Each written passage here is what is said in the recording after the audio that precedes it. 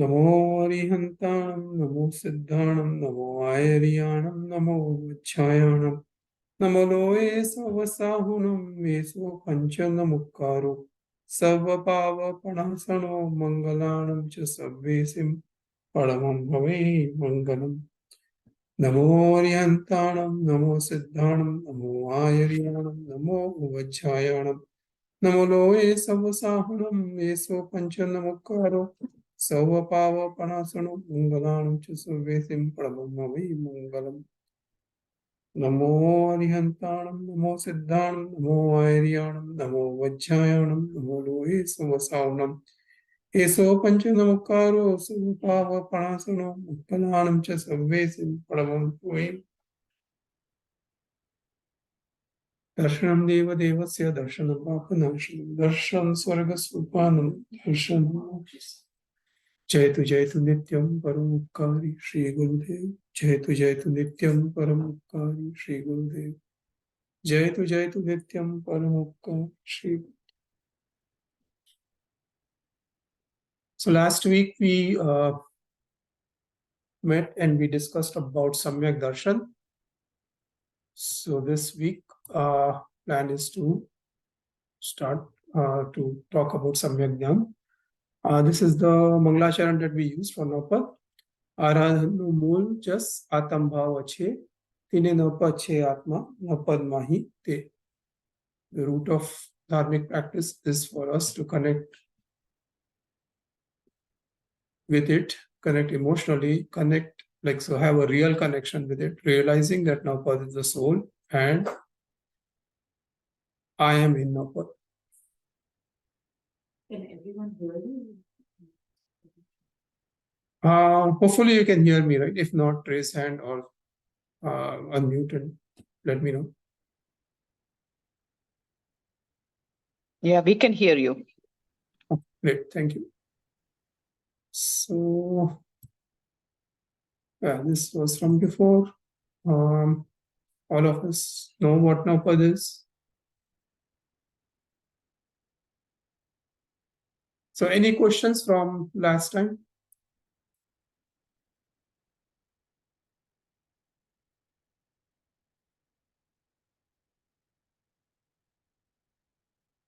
Okay, we have three people and Neha here and Mummy.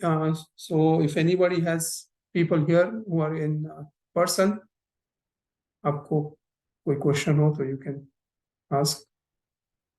So everything was easy to understand from last time. What is Samyak Darshan? Last time we talked about Samyak Darshan. So who remembers what is Samyak Darshan?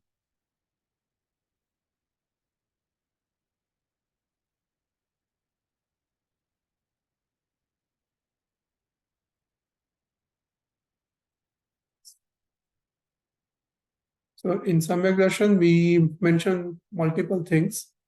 The main thing was about internal. Internal के लिए ज्यादा importance होनी चाहिए.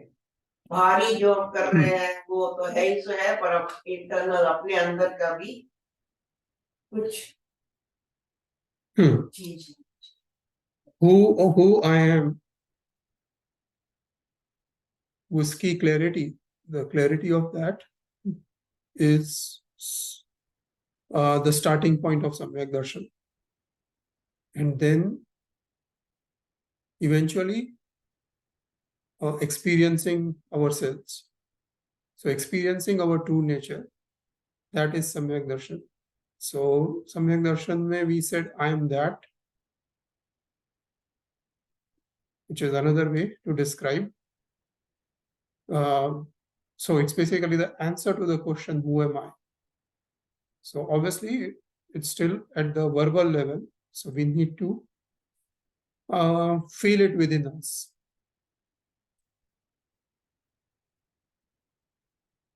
So how we go about doing that? How we experience our own true nature? How we go closer to the true nature? So for that, knowledge. So Samyak Gyaan So there are two ways in which we can think of Samyak Jnana. One is the destination itself, the goal. So Samyak, all knowledge becomes Samyak Jnana when one gets Samyak Darshan. Does that make sense? So when one experiences one's own true nature, then all knowledge becomes Samyak Jnana in the same instant. And why is that? Why do you think would that be the case? Because if that basically tells us why, what is the importance of knowledge?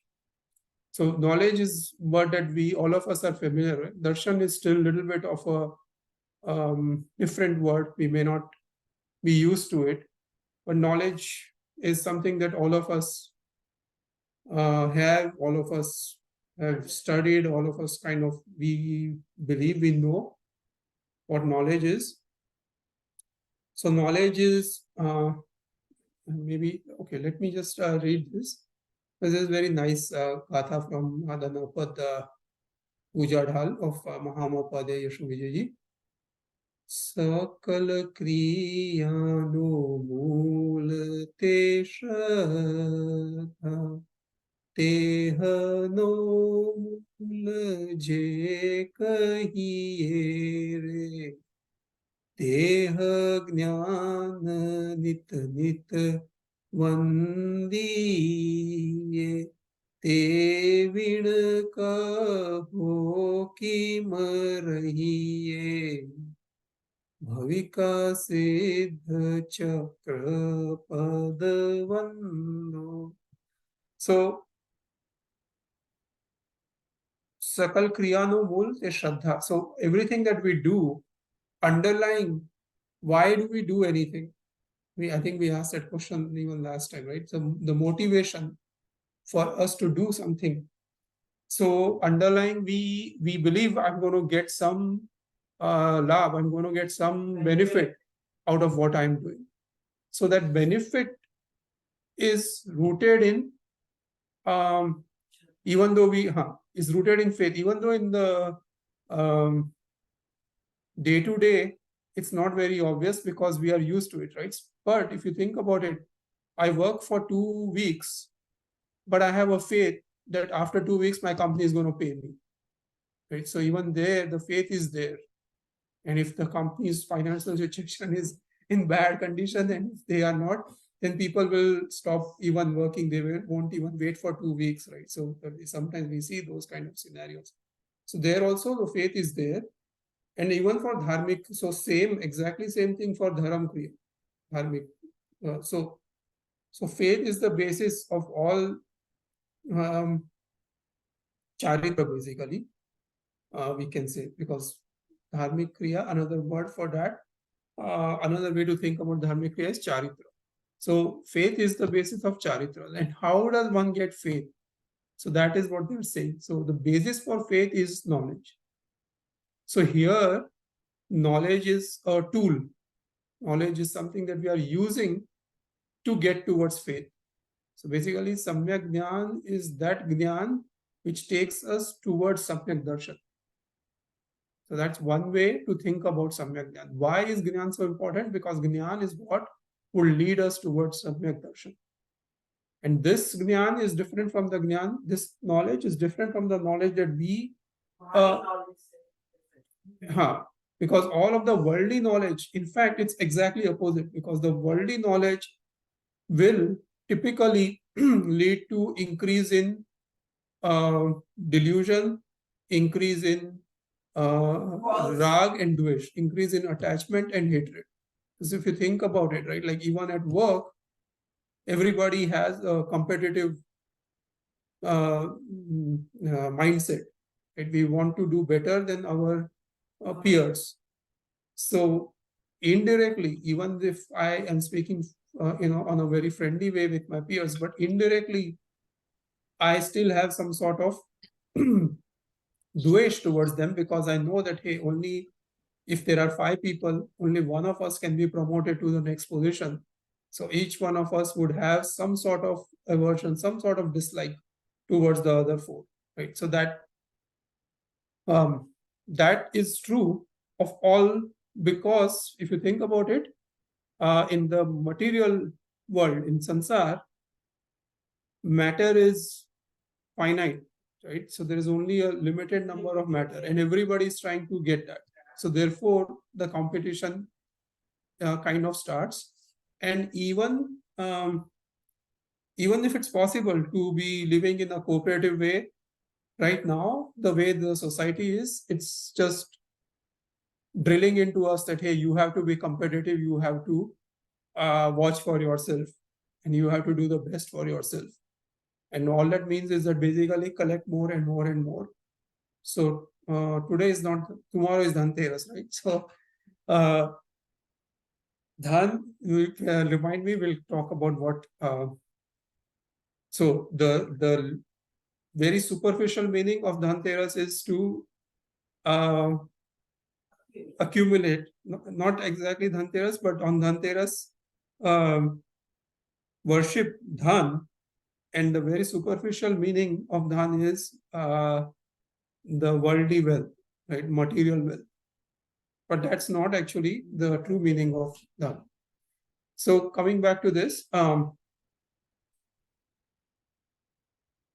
without the right knowledge, so the knowledge that we learn everywhere is actually, so even if somebody has lots of knowledge, somebody has done like bachelor's, master's, PhD, even studied after that, all of that from this aspect would be from the aspect of not knowing one's true nature. Until one knows one's true nature, all of that is still called not Gyaan, but Agyan. So not knowledge, there is no kind of direct opposite of knowledge, but basically it's all not true knowledge. And why? And it's easy to understand why is that, because So all of this, the different opposite of what you want to exactly. know yourself. So the main quality of knowledge is that the word used is swapar prakashak. So let's I don't know if we have it in here. So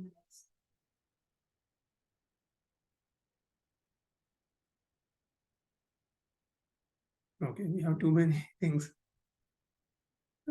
Okay, that's fine. So this is what we will take. But before we go to that, so the main term used for knowledge, main term used for Gyaan is that which illuminates Swa and which illuminates Per. Swa and Per. Swa, Per, Prakashak. Prakashak is Per. PAR, Per, or OTHER, other. So now if we think about it, all of our knowledge that we are using is to know what? Is it to know Swa? Is it to know ourselves? Or is it to know others? Right? Because everything that we do is for others. Everything that we know is others. And that would include. So now if you remember what we talked in Samyak Darshan, right? So even so obviously the stuff that we stay in, right? So the house and the car and bank balance and everything, all of that is other. Then the relatives, friends, they are other. Parents, grandparents, family, brother, sister, all of are they us or other? They are all also other. Right? And if you have any doubt, tell me why we are putting them in the category of other. And then what else is remaining? So then remains mind, body, and speech. So our body, is it us or other? It's us. Our mind and feelings and emotions and thoughts. So all of that is so that's where we want to make a distinction. So we believe that they are us, but they are not us. And why? How do we prove that? How do we prove that this body is not who I am? The mind that I have right now is not me. The mouth through which I'm speaking, all the speech is not me. How do we prove that? Can you think of how do we prove that? Because you said, right, it's not us. You said it is us, so we want to prove it is not us. So how would you go about proving that? And so people on Zoom can also, feel free to raise hand and answer. So everybody, oops, back. So, is it easy to prove or no? So that's where our delusion is, right? We delusion or moha makes us believe that this is who I am, right? So the false identity is of who I am. The wrong answer of who I am is because of the delusion, because of the Brahm, because of the in karmic language, because of the Mohaniya karma. And once that happens, right? Once I believe that this is who I am, right? Once I believe that, hey, this body whose name is Rakesh is who I am, then everything around it. So the people who give the body, the people who are related with the body, meaning parents, brother, sister, wife, all of those then become mine. So this false notion of me and mine, that is what is opposite of Samyak Darshan. That is the Mithya Darshan. That is Mithyatva. So why our question was how we can prove that this is not who I am? They are not permanent. Right? So because we are not just thinking of these 30, 40, 50, 60, 100 years, that's just a very small, if you think in terms of the infinite amount of time, 100 years, even if somebody lives for 100 or 105 or 110 years, that's a very small amount of time. So when that time is up, then the body will remain here, mind will remain here, speech will remain here, everything. So therefore, I cannot consider this to be who I am, because I am an eternal entity. Atma is Shashvat, Atma is Amar, right? We even say that when we take somebody to the funeral. So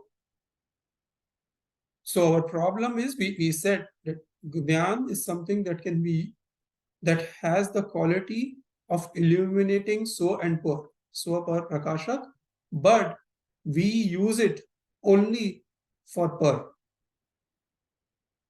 That is our main mistake of not just this lifetime, but of infinite lifetimes. Because we have used, we don't use our knowledge to even look in the direction of Swa, who I am. So that is our, and that once we start doing that, that will be called Samyak Gyaan. So, and maybe it's a little bit hard, but we'll come to that. So let's take this. First step to get to that. So yeah, so let's take this Duho from the Napad Puja. So some of the words might seem hard, but we'll try to simplify it. जे मुख्य परिणति सकल ज्ञायक बोधि भाव विलक्षण मतियादि पंच प्रकार निर्मल सिद्धि साधन लंचना स्याद्वाद संगी तत्वरंगी प्रथम भेद भेदता सविकल्पने अविकल्प वस्तु सकल संशय छेदता. So Lord, everything that one needs to know about Samyak Gyaan is in this 4 lines. Yeah, that's all you need to know and you are all set. So, Take that, you get a PhD then. yeah, That's the Gyaan we get. if we explain it, then we get to know about ourselves. Now our goal is not to get PhD or any degrees. No, say that we achieve that what we want to know. Yeah.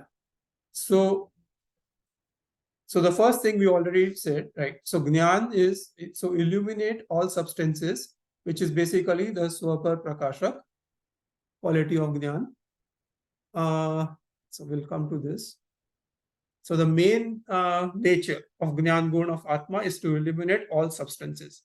So this also is sort of not 100% accurate. From an understanding perspective, it is fine. But in reality, what happens is that Gyaan can know only itself. Okay? Knowledge can know only itself. But there is a quality of knowledge where, just like in a mirror, how other objects reflect in the mirror, right? And the mirror can hold the reflection of. So similarly, all objects in this world have a property called pramayatva. It's a quality of all objects. And because of that, they reflect in the Gyaan Gun of Kevali. So now we will talk about Bhagwan, because it's easy to understand with respect to Bhagwan. So because Bhagwan's mirror, if you think of Gyaan Gun as mirror, so because Bhagwan's mirror is completely clean, so therefore all objects can reflect in that. Right? So for us, because it's not clean, therefore we we cannot know all objects like a Kevali can. But the same process works. Is that making sense? So Bhagwan doesn't go out to know anything. Right? Bhagwan is not going out. All the objects are just reflecting in Bhagwan's Keval Gyaan. समझ में आ रहा है? वो actually there's a very nice Saklarth में सुविधानंद भगवान की जो गाथा है, it's even in our temple in the Bhamti. Karamal Kavad Vishwam Kalyan Keval Shriya Achintya Mahatma Nidhi Suvidhi Bodha, used something to that effect. But basically the analogy that Hemchandra Acharya Maharaj has given is that if one were to put Karamal Kavad, so one were to put like he gave the fal of amla, a fruit of amla. So just take any, let's say fruit of orange. Berry. Amla. So जैसे if we keep it in our palm and we can see how clearly it is. So just like that, all the world reflects in Bhagwan's knowledge. So that is because of the clarity that Bhagwan has.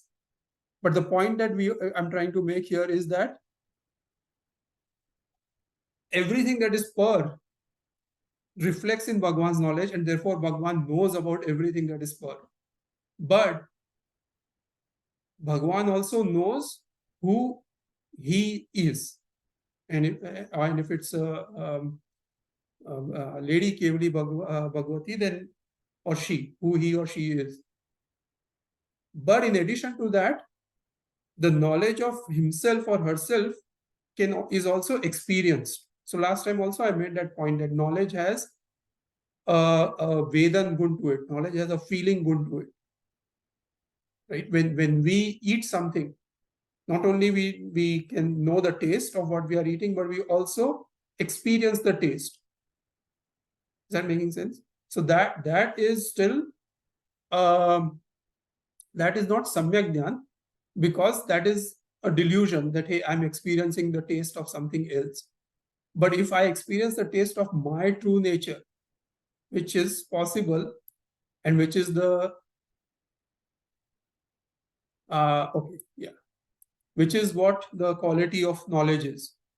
So that is the main quality of knowledge. The main quality of knowledge is to know oneself. Main quality of knowledge is to know the Gnayak. Gnayak is another word for knower, to know the knower. And if we think about it, we have done everything in this world, meaning we have knowledge of everything else except for the knower. And that's why we can say that our dharma has not even started, because without knowing the knower, and this we said last time also, and I think it will come here again. So that was the first point, that Gyaan is Swapar Prakashak. So now we need to focus on. So it's almost like if we get to know ourselves, then knowing others is a bonus. And the funny thing is that when one gets to know oneself, then the interest in knowing others goes away. Right? So it's like totally opposite. Right now, because I don't know myself, therefore I have curiosity to know everything else. And because Bhagwan knows himself, therefore there is no curiosity to know others, but others are still known to him. That's such a it's exactly 180 degrees opposite. So we need to change that. And Amita ji here had asked a question, what's the first step to go towards changing it? So hopefully we can come to that. So this is the first step. Is that the right order of the slide? Let me make sure. Okay. So another way, so before we go to that, so yeah, that actually is the step. But before we go to that, the other way, so because knowledge is a quality of us, right? Knowledge is quality of Atma. So there are Darshan, Gyaan, Chaaritra are qualities of Atma, and then, कोई बात नहीं, फिर भी मैं सुन रही हूँ. I don't know who it is with the name of account, but I'm going to mute you. Okay, sorry. So Darshan, Gyaan, Chaaritra are qualities of Atma, and another way in which Atma has been so there are infinite qualities, but the main ones that we are concerned with is either we can think of it as Darshan, Gyaan, Charitra, or Sat Chit Anand. They're kind of very similar. Sat Chit Anand is a little bit more universal. It's even present in the Hindu philosophy, for example.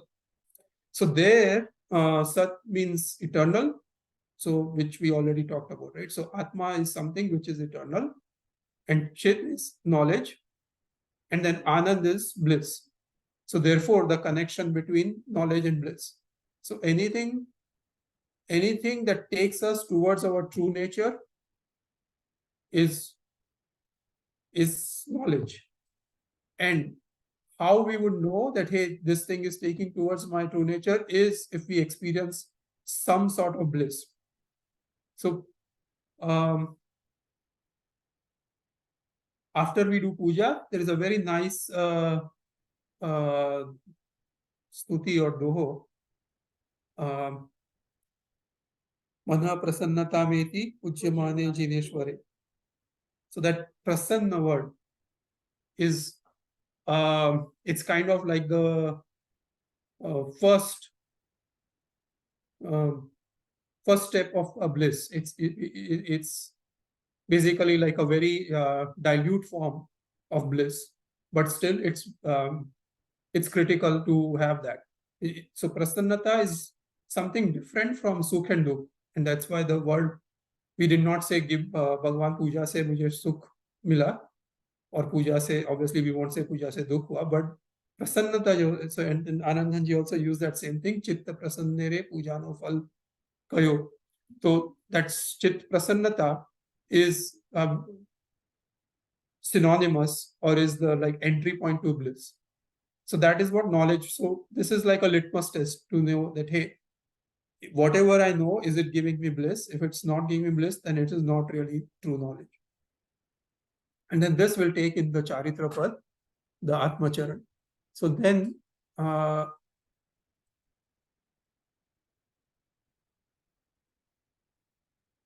so this is the, so another adjective for Gyaan is also Pragnya, and moreover, it's Pragnya Cheni. Cheni is like a knife, or in this case, we took the image of a sword. So everybody must. नहीं, छेनी is जिससे cut कर सकते हैं वो. हथौड़ा is not. No, हाथ में पकड़ के तो मारते हैं, उसको बोलते छेनी. अच्छा. किसी चीज को काटना होता है. हाँ, वही बोल रहा हूँ. Yeah, so to cut. That is the point, right? We want to cut. So anyway, sword law. So that is not important. It's more of an analogy and it's easy to understand. But the important point is which word can you think of as a synonymous for knowledge? Which word comes to your mind as a synonym for knowledge? The two open-ended. Then the hint is it starts with V. Hindi word है, but we, yeah. Vivek. Very good. So what does Vivek means? So somebody here, actually Didi answered Vivek, and so the question is, what does Vivek means? Have we full knowledge or whatever. Yeah, those are like not, those are like not very clear meaning of Vivek, but yeah, over time because we hear it so much and we think that, hey, we know what it is, but the actual meaning of Vivek is to differentiate, is to discriminate. That is what the meaning of Vivek is. Discriminate between what? So discriminate between what is right and what is wrong. Discriminate between what is good for me and what is not good for me. Discriminate between what is worth doing and what is not worth doing. Discriminate between diamonds and stones. Discriminate between milk and water. All of those, इसके लिए हम Saraswati Devi is also considered to be this thing, the deity of knowledge, and associated with her is the swan, Hans. And the quality of Hans is that it knows, in its beak, it has the quality to discriminate between milk and water. So iske liye, that's why Hans is considered to be very pure, because it has that Vivek gun. So when it drinks milk, it can just absorb the milk portion and the water will just remain there. Yeah. So हमें भी वही करना है. That's exactly what we want to do. We want to just take what is good for myself, my true self, and leave everything else. And right now we are doing exactly opposite, as we just mentioned. So so जो भेद करना है, जो विवेक करना है, so another word for Vivek is भेद, discriminate, and that is the discrimination of Atma and Anatma. So I versus not I or not me. So now, we'll come to that. Now the question comes, what do you think goes in the quadrant of I, and what do you think goes under the quadrant of not me? Simple question. We already kind of talked about it. Anybody from Zoom, if you want to attempt it? What is Atma or I? What will come? So we kind of made 2 equal half. So what will go in the quadrant or half of Atma, and what will go in Anatma?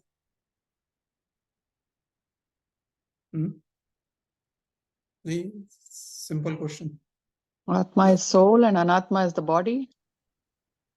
Correct. Yeah, Atma is who I am. So Atma. So this is one sort of limitation of English language. Atma still has that little bit of a feeling to it that when I say Atma, it is me, it is I. Actually,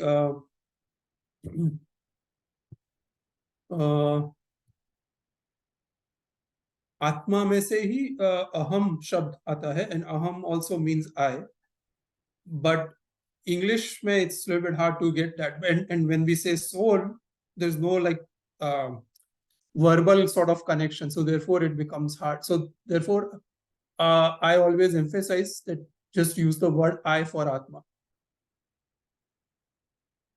Atma is synonymous to मैं, or in Gujarati hu, and in English I, and another word is soul for that.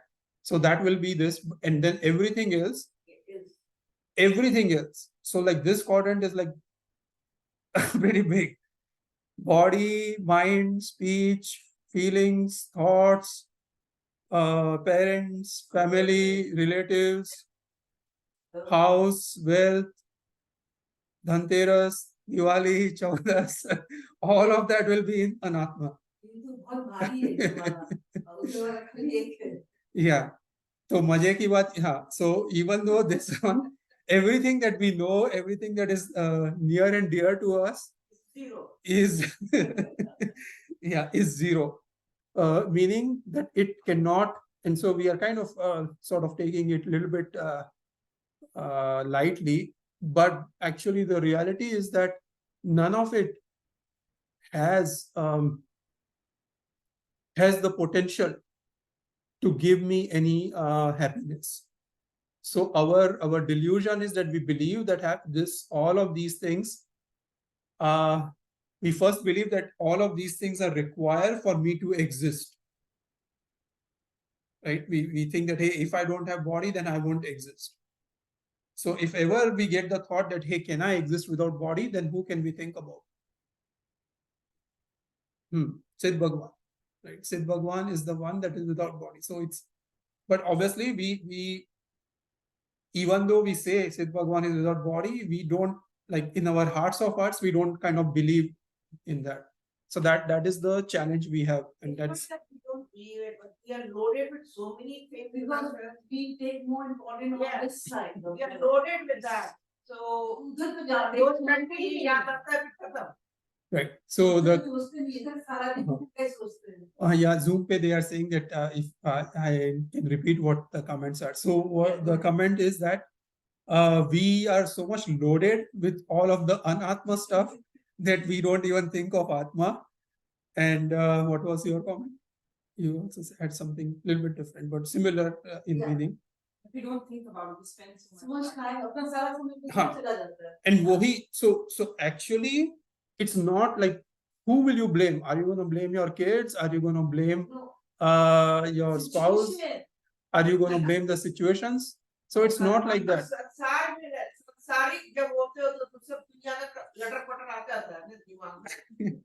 So the answer is they. Out of this सारी 2 घंटा हम लोग जो सवेरे पूजा करते हैं, तो शायद इसमें भी हम लोग इधर-उधर आ ही जाता है दिमाग में.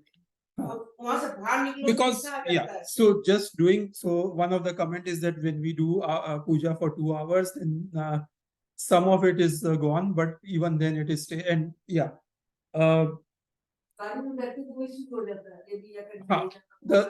and then another comment was because we are in sansar. So those are actually not real answers, meaning there is one very what do you say, like one very fundamental axiom, I would say, which says ruchi anuyayi virya, meaning our energies go wherever our interests go. Our behavior, everything that we do, and we also talked about that before also, last time also, and even today, that where we see benefit, so where we see that will be of interest to us, and therefore all of our energies would go into that. So the problem is not that we are in, like, because we have not taken diksha and we are in sansar, therefore we cannot do this. Problem is that we ourselves, our interest is not in this stuff, because the faith is lacking. We don't believe that this is who I am. So that's why we keep coming back again and again to that. That is the most important thing. First is to accept that my true nature is not what I see in the mirror, but what I see in the mirror that is in the temple.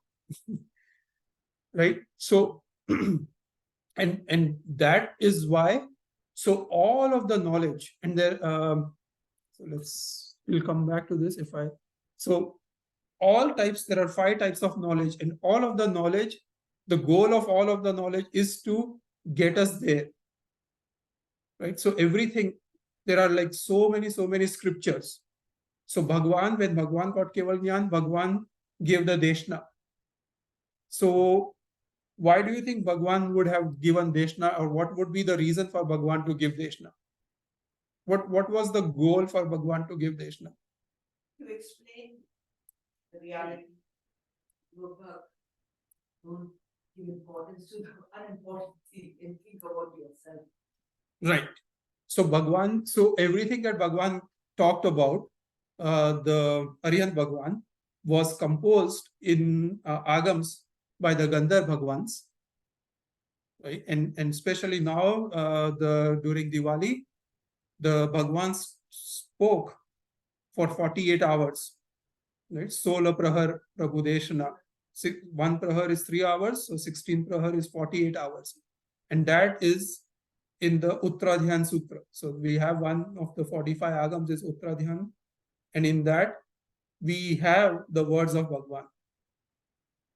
So all of that comes in the Shruta Jnana, spoken language. So whatever Bhagwan said, whatever Gandhar Bhagwans composed in the sculptures, and then after that, Acharya Bhagwan wrote commentaries on that, and even today, Guru Bhagwans are explaining all of that is Shrut Jnana. But what is the goal of all of the Shrut Jnana? So the goal of the Shrut Jnana is not that now after Diwali, shortly after Diwali, we'll get Jnana Pacham, right? So is the goal of all the Shrut Jnana is so that on one day in the year, on the day of Shrut Jnana Pacham, we go and put Vashakshep and put some money besides it, and then think that, hey, I respected knowledge. Why do you think Bhagwan spoke for so many hours? Because Bhagwan became Bhagwan because of Savi Jeev Karu Shashan Rasi. And what does that mean? So Shashan is another word for Atma. We don't think of Shashan as synonymous with Atma, but the absolute meaning of Shashan is Atma. So Bhagwan, so the problems that we were having before, right? That we don't get interest in the Atma part. That is exactly the, if I would say, mission of Bhagwan. Bhagwan had only one mission, that all living beings should become interested in their own self, in their own Atma. And for that, Bhagwan spoke. For that, Bhagwan established the fourfold Sashan, Sadhu Sadhvi, Shravak Shravika. For that, Gandhar Bhagwans wrote or composed the Dwadashang, 12 agams. And afterwards, other Acharya Maharaj said they wrote it down. And everybody, all the Acharya Upadhyaya sadhus, all of their vachnas are with that one and only one purpose, that we start developing an interest in who we are, in our true nature, and then we build upon that interest till we realize ourselves who we are. So that all of that is Samyak Jnana. So therefore, the characteristic of Samyak Jnana is to be an instrument of soul purification. Is experiencing oneself is Siddhi. That's the first level of Siddhi, and that is what is why we have knowledge. That's the only purpose. Mana, so Mati, Shut, Avdi, Manaparyam, and Keval. But the important part for us is, so Shrut Jnana is the most important for us, because that is the Shrut. Jo bola hua ho, wo Shrut. That's the literal meaning, and we can take it ke jo likha hua, jo bhi scriptures mein hai, all of that. So all of the dharmic knowledge is Shrut. But even that becomes Shrut Jnana only if we use it to get closer to our true nature. So that is the key point. So Shrut Jnana is not Just because it is in the Jain library or Gnan Bhandar, or we on the day of Gnan Pacham, we take all the agams and put Vashakshep, that doesn't make it Shrut by itself. That is a very, very loose way of thinking of it as Shrut Gnan. But if, You should not keep it in the temple like that. we keep it in the temple because we look at it and we get the inspiration. We see, hey, itna sab ye hai, to ye kyun hai? So that is the reason. So it's not, so just because we are not using it properly, right? The instrument is there. It's the sadhan, but we have not used the sadhan properly. Why? Because we were not interested. So hopefully in this, and we have only 9 more minutes left. So the main theme of this is that,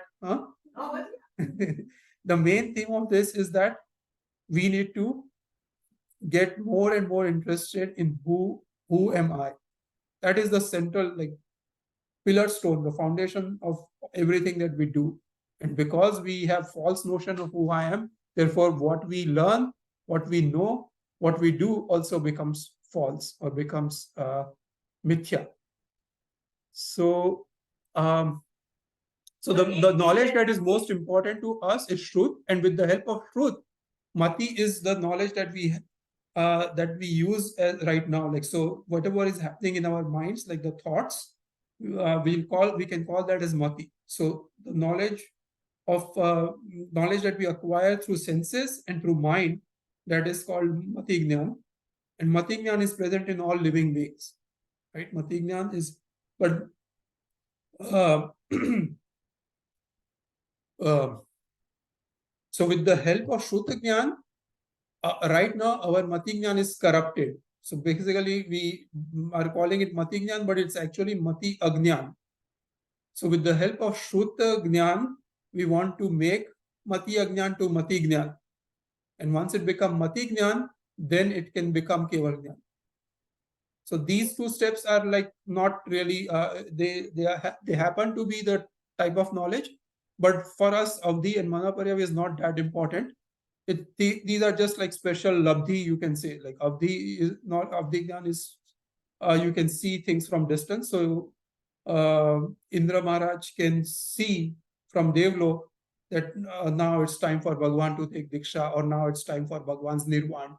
So then they start preparing for it. So that's one example of Avdhignan. So Devs always have Avdhignan just by being Dev. Similarly, the hellish beings, Narki, they have Avdhignan just by being Narki. But it's not a knowledge that really help us. Help us a whole lot in our just one. We have only one and one goal, right? What is the goal? Very good. So that Avdhi and Manaparyav are not really absolutely needed, but we want to take the Shruta Gyan, refine our Mati Gyan, and make it fairly from Mati Agnan to Mati Gyan. So let's see. It's a tough task. So sorry. There was okay. So we talked about bhed, right? So Vivek is the bhed. So we do the bhed between what is me and what is not me. And that is the first step. So every day we remind ourselves of that. What is it part of this thing that, what is good for me and what is not good for me is also part of that? Yeah. So the question from here is that what is good for me and what is not good for me, is that also part of Vivek? Correct. It is part of Vivek, but the key thing there is one needs to know what is who is me, right? If I think of me as body, then I will think that, hey, when it is hot, it's good for me to have AC. When it's cold, it's good for me to have heater. So the real who I am, that is still needed. So therefore, we will say Vivek is basically the bhed between Atma and Anatma, between who I am and who I am not. So far, like, what is good for us, what is not good for us, what we should do, what can harm us, what can give us path and give us punya. Or okay, sorry, hold on one second. So Anish has raised his hand. So sorry, I did not looked at it. So, but yeah, you can speak. Yeah, I just had a question about the formal definition of Shrut Gyaan. Like, could it like Shrut Gyaan can be? Is it what's like the formal definition? Like, does it have to be? It has to be any oral or like written work, like an agam. But could it? It could also be written by acharyas. But if, like, for example, other religions, if I read like the Bhagavad Gita, that would not be Shrut Gyaan. So this is a good question actually. The way I would answer it is our goal, right? We already talked about, right? Our goal is to get closer to our true nature. So whatever scripture, whatever book, whatever spoken word helps me get there is by definition Shuddhina. So the definition that the way I am describing it, even Bhagavad Gita can be a source of Shuddhyan, even Quran can be a source of Shuddhyan, and even Agams, as we already talked about, right? Because if I am using Agams just to do Vashakshe Puja, then really, even though they have the potential, they are not really Shuddhyan for me. So it is whatever has the potential to take me towards my true nature. Now, so ultimately, it's dependent upon the recipient, right? It's dependent upon the user of like this. This is the sword that can cut through Atma and Anatma, but it depends upon who is using it. So,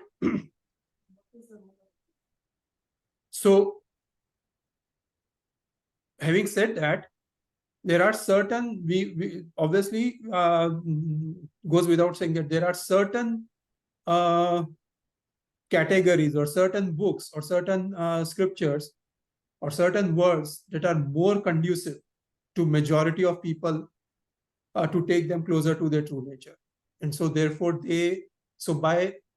from a vyavhar or from a practical perspective, we would say that, okay, all of Gyaan that comes under the Jain knowledge, we will call that as Ashut Gyaan. And it's kind of hard. Somebody can be misled by reading Quran or by reading Bible, and therefore, to prevent that, we would not consider it as a Shrudhya. So that's a very, very gross definition, but in practice, it is kind of it works, or it can work. I don't know if I gave a very convoluted answer, or does that make sense? So yeah, I think that makes sense. Yeah. So like the agams are the most optimal word formation to get Samyag Gyaan. Correct. The perspective that what the emphasis that I'm trying to make on is that here we want to first think of ourselves, right? So this is not, even though obviously it's not a one-to-one, but think of it as more like a one-to-one. And how do I get closer to my true nature, right? That is the perspective. What is, so once somebody, so in fact, this is from Siddhasen Divakar's Maharaj Sahib, who was very close, like he was probably 200 years after Swami Bhagwan's Nirvana. He was very learned. But he has a quote saying that a Samyak Drashti person would take the right things from even non-agam, right? So like Bhagavad Gita, as you mentioned, as an example. And a Mithya Drashti would take wrong things even from agam. So that is where I'm putting more emphasis on, because that's what our goal is. There's no dearth of all the knowledge that is available, right? But even then, we still are pursuing the wrong thing. So we need to make the change from starting from ourselves. Okay, that makes sense. Yeah. Now you had a question, Neha? What is the role of guru? scriptures on there. So the question here, the follow-up question is, what is the role of Guru? So, Guru is the one who gives Gyaan. Right? So what that means is, if you think about what I just said a few minutes back, because there is so much of literature available, and I don't have Samyak Darshan, so I would not know what is good for me and what is not good for me. Therefore, a Guru is going to help me. So that's the role of Guru. Guru's role is to know where I am and how I can be taken couple of steps forward or all the way forward to the path of true knowledge, to know myself. So Guru would give me, they would either give me spoken words, which would become Shrut Gyaan for me, or they would tell me that, hey, this Granth is good for you, and that would become Shrut Gyaan for me, because that's what, that's the role of Guru. So actually everything that we, that's actually a key thing, that ultimately it's the Gyaan is something that is given by the Guru. Because on my own, it's very, very likely that I will make mistakes. And in fact, a lot of people, even now, just because all the material is available easily, we think that, hey, I can read and I know how to read the language, and we think that, hey, okay, I got it. But that is a false misconception, which leads to a lot of problems in today's world. So that actually is a danger of this material being easily accessible. We still have to understand it with the help of Guru or through a Guru. So I think we are almost on time. So the last thing that we would talk about is, we talked about Bhed, and then there is Abhed. So if we start, right, so where we start with, so the question can be that, hey, I don't know Atma, I don't know myself. And it sounds funny to even say that, but that's the reality, that I don't know myself. However, I know others. So the starting point is to start using this sword, this Prajna Cheni, to say that, hey, whenever I know other, I say, hey, this is not me, this is not me, this is not me, this is not me, this is not me. Right? Because whatever we know is not me. So once we start negating that, then what will remain will be us. And once we know ourselves, so once somebody gets Samyak Darshan, then they have this abhed, or feeling of oneness with their true nature. So that also, the knowing, that also is part of knowledge. So here knowledge is helping us feel one with. Right now, even we have abhed with our body. Right? We think that, hey, I am one with my body. And that is the abhed part of Mithya Gyaan. And another way to think of abhed is that they can synthesize. So Bhagwan was able to synthesize all the knowledge of the world and put it in 3 pads. Upmeva, Vigmeva, Dhrumeva. That was given to the Gandharva ones. And based on that, they were able to expand it. So that's another way to think about it.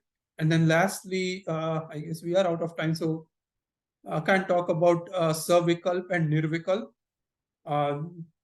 Just would say this much. Okay, so maybe we'll end on that. So Savikalp is what we are doing, right, using mental effort. Vikalp is basically using our thoughts, essentially, thoughts along with feelings.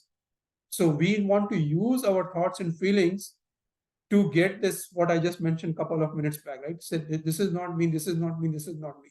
So whenever, if you think about it, right, our interests are usually to things that we consider to be either me or that are like connected to me. So if I say something is not me, so for example, like if some nation, Kenya in Africa, right, there is a person in Kenya in Africa, I have nothing to do with them, right? So therefore, it's not like I'm going to think about them or anything. So if we do the same thing for people living in Lewis Center, for people living in my house, then that the interest will go away. And another word for that is vairagya. So that detachment, the feeling of detachment. So this is not, we can still stay, like our kids and our parents and everybody can stay in the same house and we can stay with them. Doesn't mean we have to take diksha, but we know that, hey, they are just passenger that are with me on this flight. There is a very nice quote in Vairagya Shatak that when the sun sets, all the birds come and sit on a tree, and when the dawn happens, they all fly away on their different paths. So that's how we are kind of related. So therefore, Vairagya is the most important first step to get to know ourselves. And we need to use all the knowledge that we are learning in the name of Dharam to increase our Vairagya. So if anybody has any last question, we'll take that. Otherwise, we'll end it here.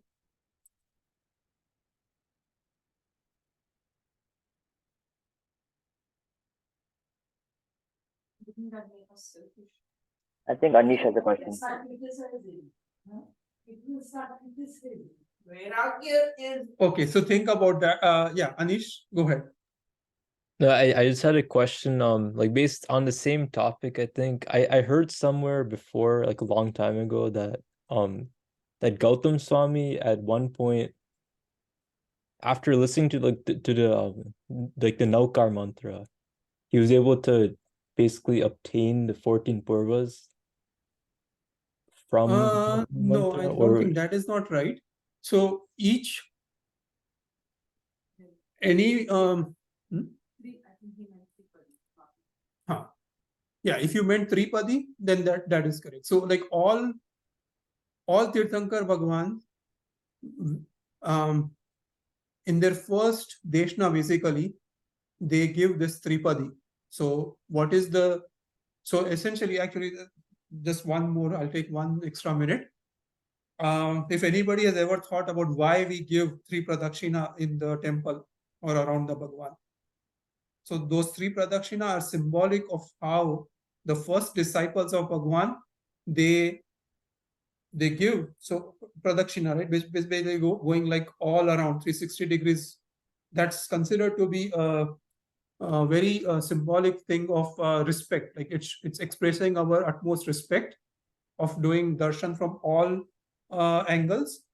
But so Gautam Swami, he took first Pradakshina and then he asked Bhagwan, oh Bhagwan, what is Tattva? What is the nature of reality? And Bhagwan gave the answer in one word, Upmeva. That which arises is Tattva. Then Gautam Swami took another Pradakshina, second Pradakshina, and asked the same question, oh Bhagwan, what is Tattva? And now Bhagwan gave the answer as Vigmeva. So that which that which perishes is Tattva. And then Gautam Swami gave the third Pradakshina, and so in Prakrit it would be Bhavyam Kim Tattam, or what is Tattva. And then Bhagwan said the last answer is Dhrumeva, that which remains eternal, that which neither gets created nor gets destroyed is Tattva. So there are 3 answers that Bhagwan gave. That which gets created is Tattva, that which gets destroyed is Tattva, and that which is neither created nor destroyed is Tattva. So, so for us, so the reason to go into this was only because Anish asked the question. So for us, it will be hard to make a lot of meaning out of these. They almost look contradictory.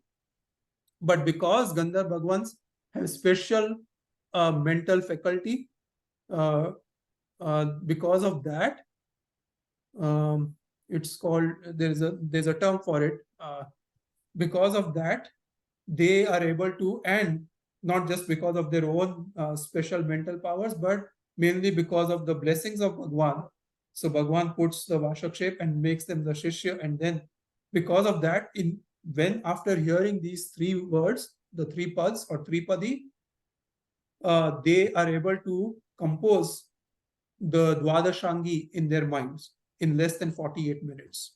So that shows us how much great their mental power would be.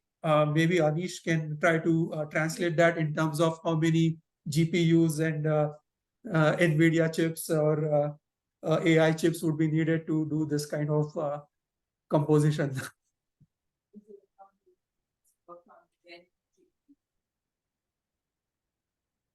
So does that help, Anish? Or I mostly asked the question because I was wondering, like, most acharyas or other people who come after the agams, they write commentaries and other things that are based on the agam.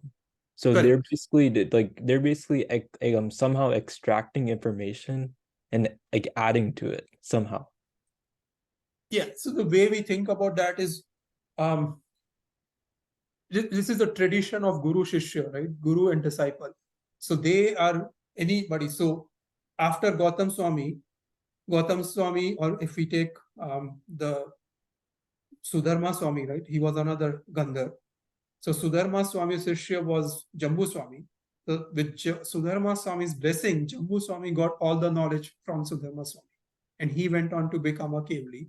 So then Jambu Swami's Shishya was Prabha Swami. So Prabha Swami got all the knowledge from Jambu Swami. And he became a Chaut Purvadhar. So he knew all the 14 agams, 14 Purvas, sorry. And similarly, so it's passed down from Guru Shishya. So the important thing to keep in mind is that the Shishya is not adding in their 2 cents or 4 cents, right? That is the most important thing. They are staying true to what Bhagwan said. And if they add their own 2 cents or 4 cents, then it's no longer the Vani of Bhagwan. Then it becomes, it goes outside of what really Bhagwan said. And that 2 cents or 4 cents is basically, if I use my own egoistic knowledge based on my ignorance, then that's where the problem would come in. So typically, nobody would even write anything. Nobody would even say anything until they themselves realize who they are.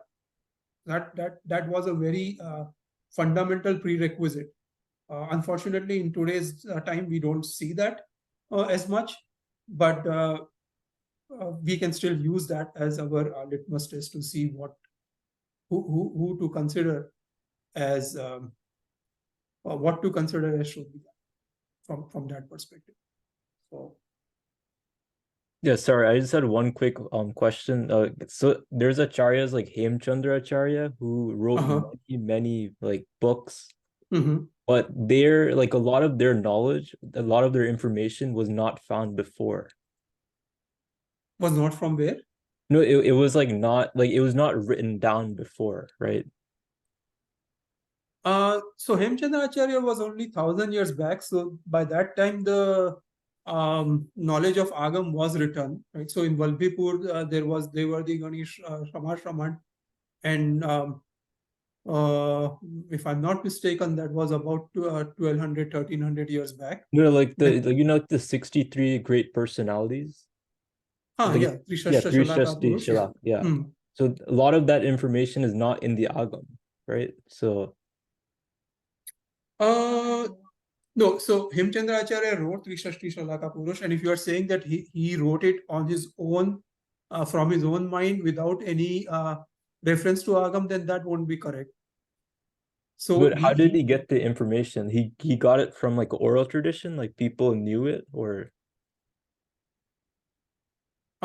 yeah, it would be in the Purvas, if not in the core Agam. So I obviously I'm not an authority on Agam, but if we don't have it today in the Agam, right, we lost all the Purvas. So he must have gotten it from his Guru, who would have gotten it from his Guru, and till quite a time, like maybe not till Hemchandra Acharya, but at least till Haribhadra Suri Maharaj Sahib, who was probably about 200, 300 years before Hemchandra Acharya, there was still a knowledge of one Purva was still around. and that we are talking about the core Purva, but other elements would still be there. Right? So Okay. yeah, one has to accept that the Trisha Shalaka Purush is not the content of it, right? The essence of it is not just a imagination of Hemchandra Acharya. The language that he used, so it's all written in Sanskrit. It's written in very what do you call it? Like very poetic and a lot of metaphors and analogies, and which is what was specialty of Hemchandra Acharya. So all of that was obviously due to his intelligence, but the content is based on true facts, not fiction, which he would have gotten from the Path Parampara. And therefore there is a lot of codes of conduct that are related to Gnan. And when, like, even if they change a little small matra, right. then they have to take prashit. Yeah, so Neha is pointing out here that there are a lot of very strict rules and regulations related to knowledge. And if somebody changes even slight, if they miss, like, and we say that even in Pratikaman Aticha, right? Akshar Kudo Kayo, Artha Kuda Kaya, Tadubhya Kudo Kayo. So that's the spirit there. That even if I miss one letter, then I get prayashit for it. So same is true for all the monks. And we, so yeah, I don't want to further elaborate, but hopefully you get the gist. The best preserved Gnan Bhandars are the Jain Gnan Bhandars. Even the Ramayana and Mahabharata and all those scriptures were gotten from our Jain Bhandars. So, you know, we have a tradition of respecting the knowledge the way it was and preserving it. Yeah. And we are definitely a lot more out of time, but yeah, any if you have any more questions, Anish, you can put it on the group, or we have one last session. So we took Samyak Darshan last week, Samyak Gyaan this today, and then Samyak Chaaritra. We would have one last session Friday, next Friday, same time, 8 o'clock Eastern. So if I said anything against Jinamya, then Ichchami Rukunam. शिवमस्तु सर्व जगत परहित निर्ता भवन्तु भूतगणा दोषा प्रयान्तु नाशं सर्वत्र सुखी भवतु लोकः मंगलम भगवान वीरो मंगलम गौतम प्रभु मंगलम स्थूलिभद्राध्याय जैनो धर्मोस्तु मंगलम मंगलम भगवान वीरो मंगलम गौतम गणि मंगलम कुंद कुंदाध्याय जैनो धर्मोस्तु मंगलम सर्वमंगल मंगल्यम सर्व कल्याण कारणम प्रधान सर्वधर्माण जैनम जय और साई भगवान की जय, सदगुरु देव की जय। जय Jinendra everyone, thank you for joining.